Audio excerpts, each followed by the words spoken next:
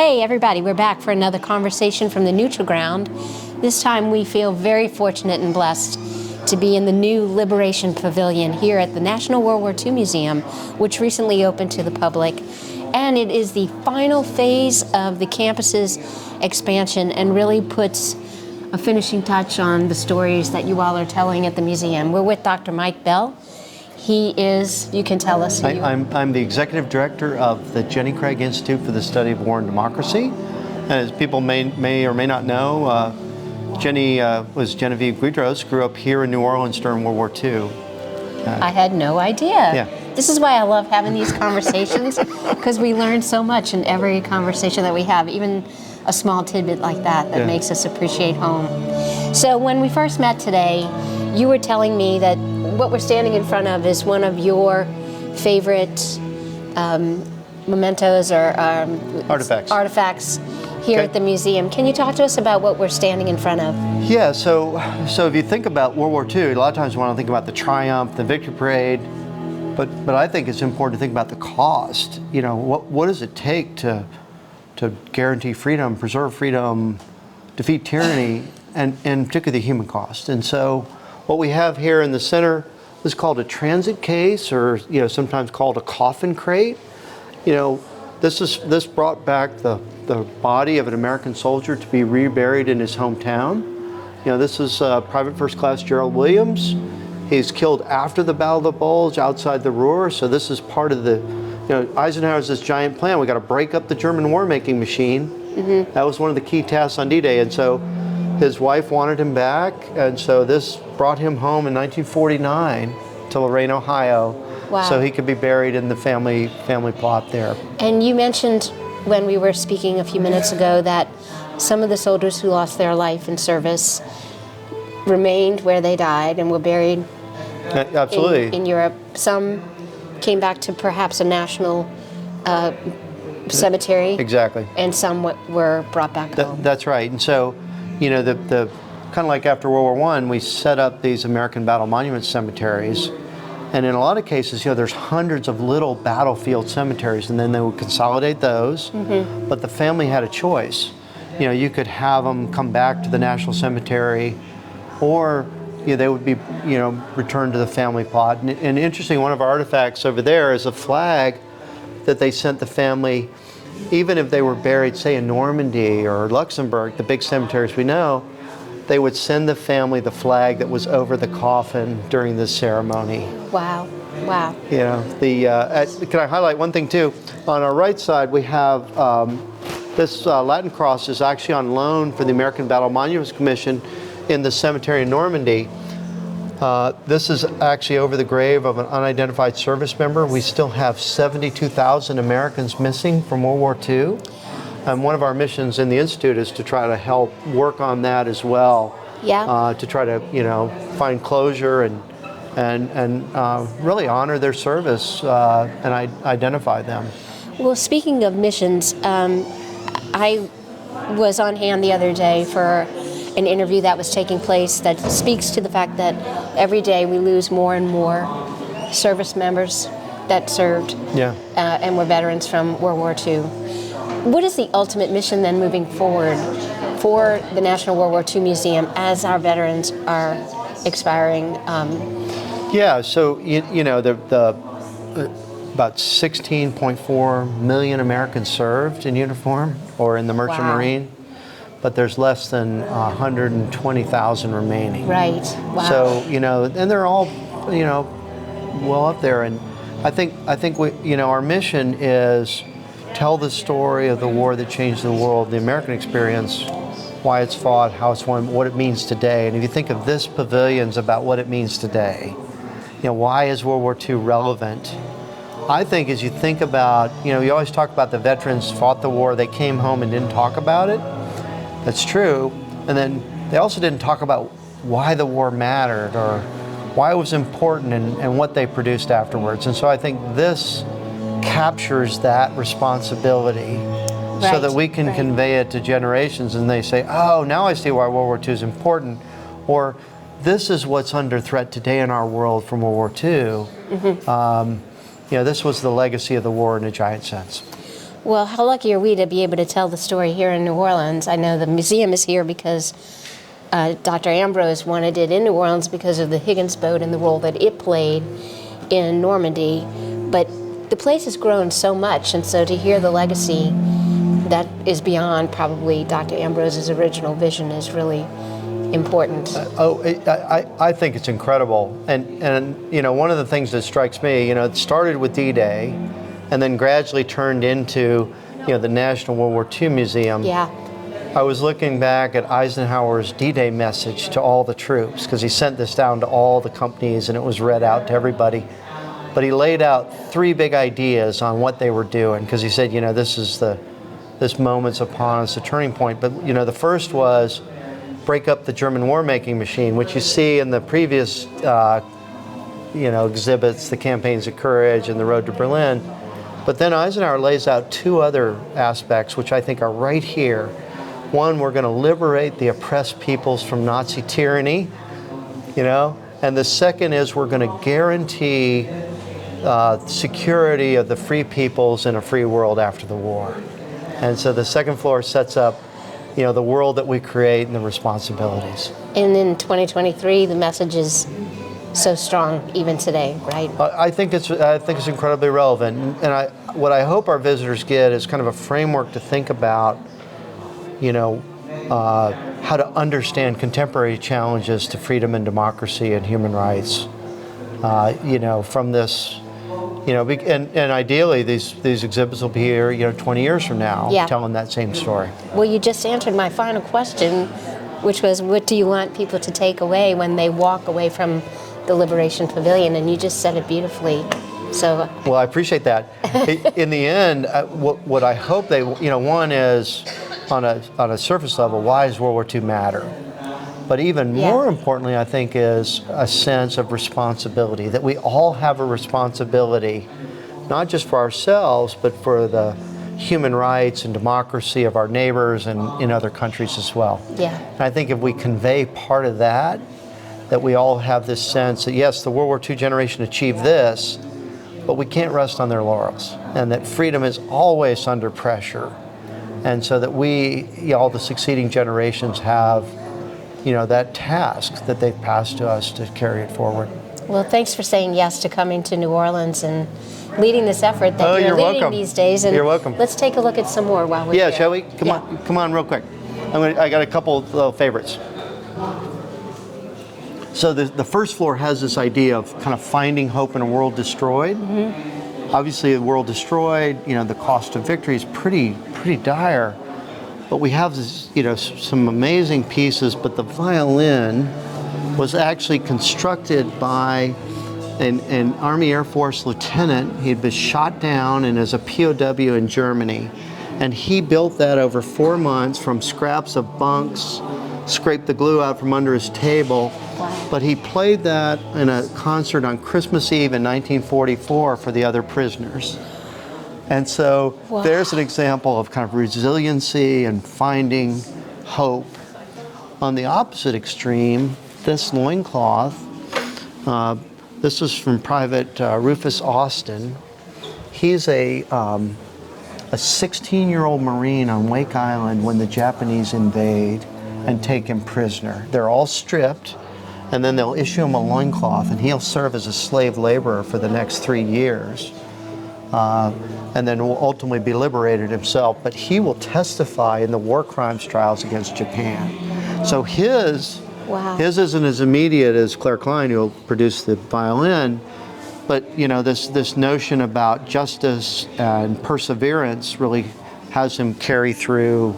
But those are just 2 kind of examples, I think, of tenacity, perseverance, as people carry through in this. And just a remark, he was 16. Yeah. So did he lie about his age? Well, you know, maybe the recruiter got it wrong, but he's 16 when he's taken prisoner. My goodness. Wow. It's incredible. I mean, and you know, I'm not sure, you know, what you would need to have proved to the Marine Corps recruiter. Yeah. It's pretty amazing. That is pretty amazing. Okay, let's keep moving. Come on.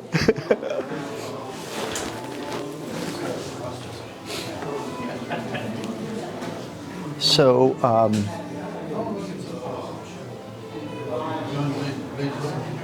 so I mentioned there's a flag from an actual casket Normandy, but to the right is a data plate of a P-38, so it's a Lockheed 2-engine fighter, and the pilot of that was shot down in the last month of the war and was missing. And then his daughter, Sharon Taylor, who's here in town, had it her mission to find him. She's what's called a American War Orphan. So it's those children who's never met their fathers because they were killed. Right. And when so, they were little, yeah. So she participated in the dig, though, then that recovered that. That's the data plate from his plane. Wow. And they actually found then his bones, and he was buried with honors in Arlington Cemetery. Oh my. So, you know, another kind of amazing local story, but also one that shows really the kind of incredible human aspect of the war. How's that? Yeah, beautiful. You know, this is a trunk of, you know, the refugees. You know, there's incredible refugee population. Over 180 million people are forced from their homes. This family will actually settle here in New Orleans. But this was their belongings, you know, as their refugee, if you will. My goodness. You know, and they fled Germany in June '39, so before the war starts. You know, they were, you know, part of the fortunate group that are able to, you know, escape the Nazis in that regard. Wow. But they got here to New Orleans in 1943, so kind of a neat local piece too. Indeed. Indeed. Okay, Yeah. what do you think? So we recreate, you know, the museum is great about authentic voices, immersive environment. Yeah. So we recreate the annex where the Frank family hides. You know, this is in there hiding once the Germans invade the Netherlands, and will they be found out? And we have then excerpts from Anne Frank's diary that are read by a Dutch teenager. And so it you know, it's authentic voices. I mean, obviously it's, you know, it's her words, but, you know, they're now translated to English, but it really creates a powerful impression. And for so many young Americans, this is their introduction to the That's Holocaust. correct, yeah. And I think So- it was probably mine. Yeah, exactly. And so Yeah. this is, I find it incredibly powerful. And then we, you know, what's life like in hiding? What, you know, what would have been like in the annex, you know, and then of course the fear that you're going to be discovered. And so, you know, then we set up the betrayal of the family, and then that takes them into kind of the darker step. Yeah. Okay, excuse us.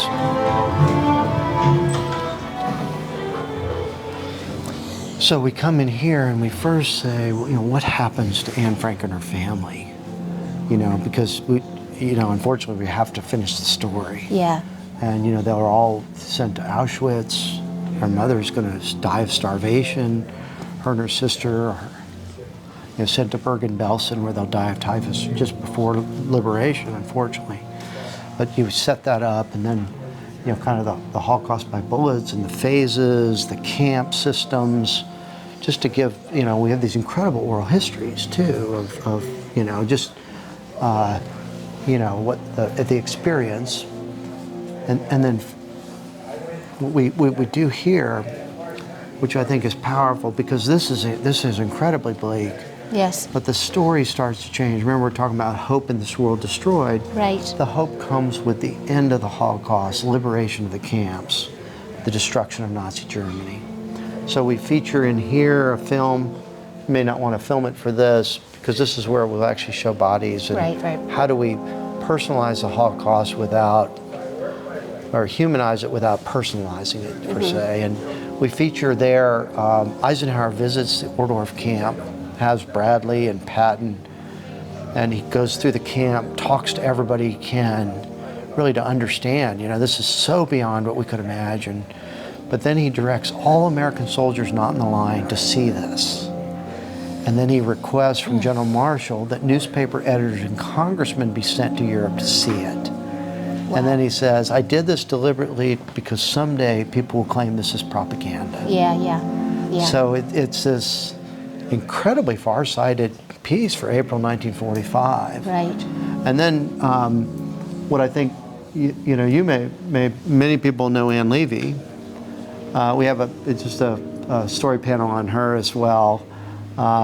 Just another powerful figure that, she survived the Holocaust, but it also motivated her, going forward. Great. Let me just talk about what's in here, because we won't go in there, but this is 30 minutes, when we said that the oral histories and testimonies are so powerful. That's all this is. 30 minutes, the day of liberation from the liberated and the liberator's perspective. Wow. So Max Durst here is talking about seeing an American soldier, saw it for the first time, and, they come through the gates. And then obviously the American soldiers' stories are much more bleak. Here's what we saw, and we couldn't believe this. Wow. This is incredibly powerful, though, and I think the visitors are really mesmerized by this. Certainly. And the authenticity of it's just, I think it's very special. Certainly, yeah. So if you get a chance, come back and watch this. He's talking about Authenticity is an important word. Well, and for the Holocaust survivors, they range from Max, where we were trying to sing Yankee Doodle Dandy, all the way to people who's like, well, I wanted to cheer, but I was unable to. Oh. So you have this range of emotions. So we feature in here faith in wartime. One of the Roosevelt's big war aims, the 4 freedoms, was freedom of religion and worship.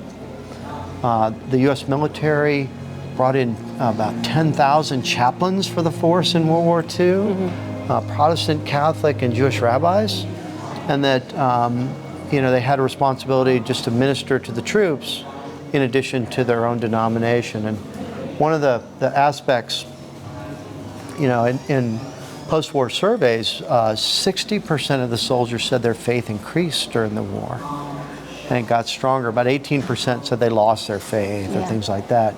We feature in the middle here, these are called the 4 chaplains. There's a story of the U.S. Army transports a transport ship called the Dorchester that's torpedoed in the North Atlantic in 1943. And in the explosion, some of the lifeboats are damaged. There's not enough lifeboats. But there's 4 chaplains on board, two Protestant ministers, a Jewish rabbi, and a Catholic priest. And they will give up their jackets, their life jackets, their gloves, help the guys into the lifeboats. They link arms, they pray in English, in Hebrew, and Latin, sing songs, and go down with the ship together. Wow, I'm just noticing their death years the same. My goodness, the same day. Wow. It's all the same day, yeah. So it's all within the same seconds. Wow. And this becomes in the survivor's testimony. This, here's an example of this kind of multi-faith unity. How important this is. Wow. One of the artifacts, this little light was from one of the life preservers from this actual sinking. Goodness. So, a witness to this event. It's pretty incredible. So, it's an amazing story, and then related to it, these acts of heroism. Like Charles David is a Coast Guardsman who actually. Is diving into this freezing water to try to rescue people, and will ultimately, get pneumonia and die from that, in this process. So these incredible stories of heroism, actual faith. I think this is very, the whole theme of finding hope in a world destroyed. I mean, it's incredible faith in this. We've got some amazing portable altars, communion kits. This is an African-American chaplain's uniform and his chaplain kit. Because it was, it's still a segregated military, but if there's African-American units, they've made sure they had an African-American chaplain that could minister to the troops, and they could understand that. So I think this is just a pretty amazing kind of piece of the wartime experience that we usually don't think about. Well, Mike, the artifacts that are contained at this museum are just incredible. I mean, seeing all this, the actual pieces, it's amazing. They're not replicas, they're the real deal. No, I mean, every down there's a replica, but I can only think of one in this building. It's amazing. Actually, there's some artwork that's replicas, but so immersive environments, authentic stuff, oral testimonies. We've got some great oral histories to include Father Hannon, who became the Archbishop of New Orleans. Yes, I knew him well. He was responsible for protecting the treasures in Cologne Cathedral when he was with the 505th Airborne. So during this battle in Cologne, here he is protecting civilization at the same time. We were very lucky and blessed to have Archbishop Hannon as a leader here for New Orleans for a long time. Well, I know he's got a great reputation as this airborne chaplain. Yes. That's pretty cool itself. Yeah, I was blessed to sit and have dinner with him at my home growing up, and he was regaling us with a lot of incredible stories. That's incredible. Yeah. One aspect of the Holocaust that we sometimes don't think about is the Nazi looting of art from the victims of the Holocaust. Yeah. In addition to the theft of the national museums of countries overrun, and so this sets up the grand design of the Nazis for art. Hitler's fetish with this art museum in his hometown, but that sets up then the notion, particularly in the Italian campaign, that we have to protect and preserve cultural inheritance, art, as part of our campaign. You can't just conduct operations needlessly and some orders from Eisenhower that you can't just claim it's military necessity. But here we are bolstering the Last Supper. This is all done by the U.S. Army. To protect this. Oh, I see. Okay. As part of this incredible piece. So that here you had these people with this, but suddenly the mission changed, because then as they moved farther north, they started to detect these hordes of Nazi art. They'd have gold, looted pictures, stuff from the German museums, hidden in mines and castles. And so the mission changes, and here's imagine a liberating army. In history, none have ever focused on restoring cultural heritage. Usually you take it back to the National Museum. Yeah, right? Yeah, right. And so this recreates a salt mine.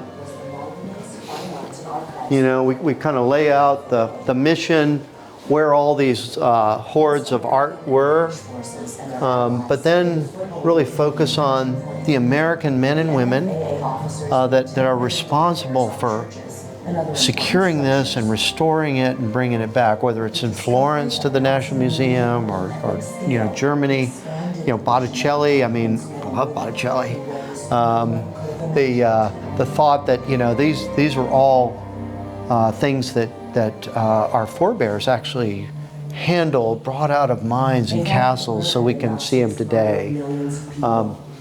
So we set that out. Here it's kind of a recreation of a gallery like the Louvre or the Quai d'Orsay. You can go a deep dive into any of the stuff. What we have in here, though, is one of the portfolio albums that they prepared for Hitler, so he could go through and choose the art he wanted. After the war, we used that, though, to then document and try to restore it, because you could use their own kind of record keeping against them. But you can see pictures of, here's some people, Americans, a few Brits, men and women, responsible for, restoring these pieces of art, getting them back to the rightful places. I think this is an incredible story. It's amazing. It's inspirational. Oh, here we are. We're dealing with, the Vermeer right here. And what we have here, the paintings on display are all recreations. Replicas, yeah. So, but this is a cool story. There's an opportunity, though, because not everything's been recovered. People can also report that and say, hey, I know where that is, or, Wow, that's amazing. Wow. Okay. So now, this kind of sets up. You remember Finding Hope in a World Destroyed. This is pretty hopeful. As we go up, we kind of set up, a bit of the celebration of the end of the war. And so this is kind of the ticker tape parade. We've got the images of the end of the war. We're reminding the visitor of the war aims. Roosevelt's 4 freedoms. Freedom of speech, freedom of religion and worship, freedom from fear, freedom from want. And it kind of sets up that tone. And this fits because the soldiers didn't come back the second the war ended. Thank you all. Hey, thanks y'all. Appreciate it. And so we kind of set up this, but now it's like, okay, now it's time to get to work. What do we do with the victory? What are our responsibilities at home and abroad? And so that sets up this floor. First theme, though, is how do you restore justice? And we'd started as early as 42 about holding the German and Japanese responsible for these atrocities, responsible after the war. And that'll set up the war crimes trials. We have a very garish artifact there. You can leave that out. This is the hood that Tojo had on when he was executed. Yeah, so we'll leave that one out. Yeah. But the keys there, talk about neat artifacts. These are the keys to War Criminal Prison #1 in Germany. This is where the folks convicted at Dachau and Nuremberg were housed and executed. Wow. Oh. But it's also, just wait, it's Landsberg Prison. That's where Hitler wrote Mein Kampf. So in the place where they come up with this devilish idea is where we actually executed the people responsible for it. And so I love that. You know, there's a power to that set of keys in the full process. circle. Excuse us? Pardon me. We feature the Universal Declaration of Human Rights, the idea that these rights that are in our Bill of Rights and in the four freedoms are rights for everybody everywhere. And these really become very powerful for a lot of countries that become independent after the war. This will be written into their constitutions. And so huge American impact that we set out the economic change of America, the social change like the civil rights movement tied to veterans who serve. You know, one thing we feature in here that I think people wouldn't recognize, you know, Rosa Parks with the Montgomery bus boycott. Yes. She actually served in a defense job in Maxwell Field in Alabama during the war. And because of the executive order, there's no discrimination on base. So she could ride anywhere on the bus while it's on base. Wow.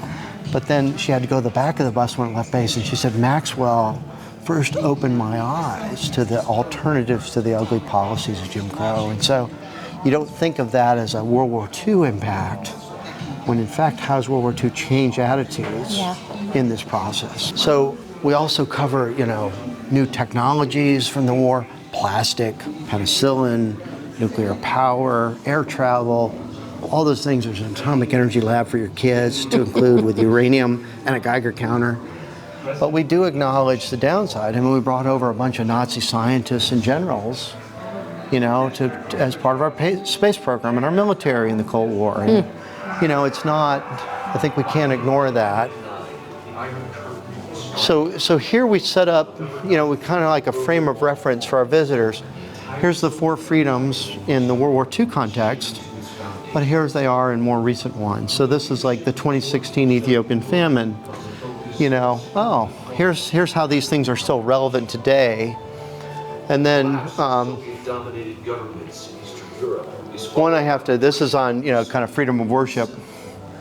This is a Torah scroll from the synagogue in Berlin. They buried it during the war in a cemetery. But then the army after the war came in and restarted religious services in Berlin.